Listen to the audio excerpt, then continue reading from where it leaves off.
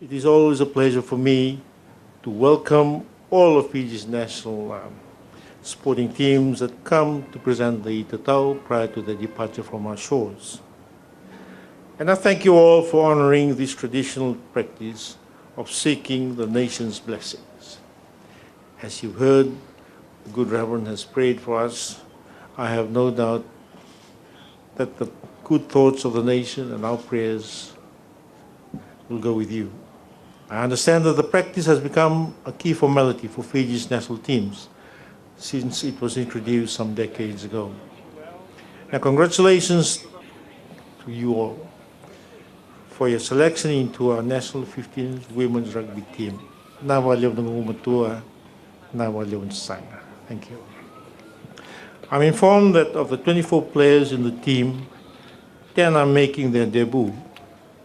This is an excellent opportunity to gain the necessary exposure into the international competition arena and to gain new knowledge and experience.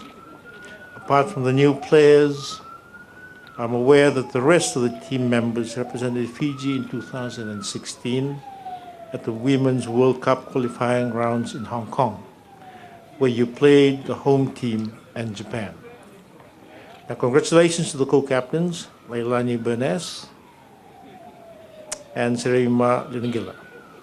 Both of you, I've been told, now have the honor of leading your players once again to achieve the best during this forthcoming tour.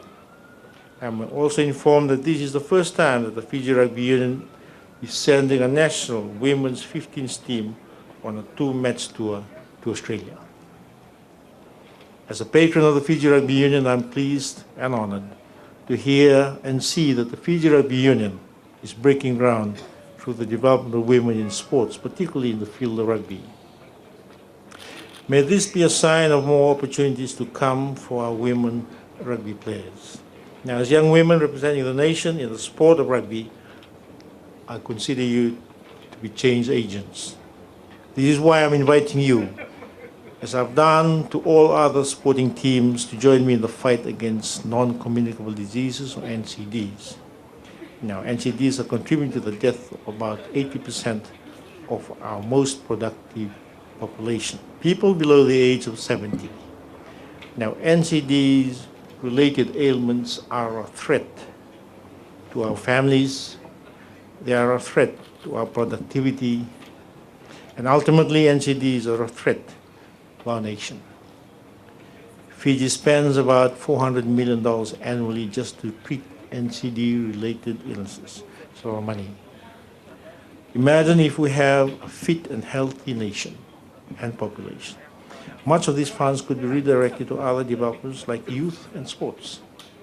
We could invest more into our training facilities, into our technical knowledge of our respective sports, and into consistent high-level competitions like the one that we are going to now.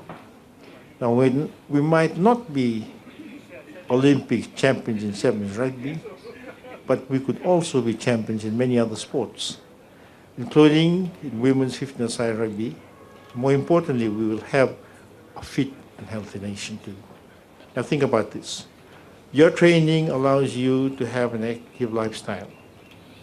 I now challenge you to also promote the message of wellness and healthy living within your own families, your circle of friends, and around the country.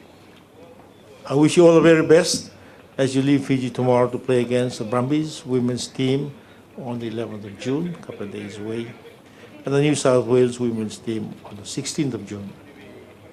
Now, it has been a year since you have all come together to play as a team, and with the support of the Fiji Rugby Union and your sponsors, you will continue to gain momentum as you prepare for the upcoming test matches in preparation for the World Qualifiers. I encourage you to be great ambassadors for Fiji, both on and off the field. You are representing your country, the Fiji Rugby Union, your sponsors, and your respective families. So fly our flag with pride. On behalf of the nation, I convey to you our collective best wishes. May God bless you all, your respective families, and our beloved nation, Fiji. Now, and thank you all.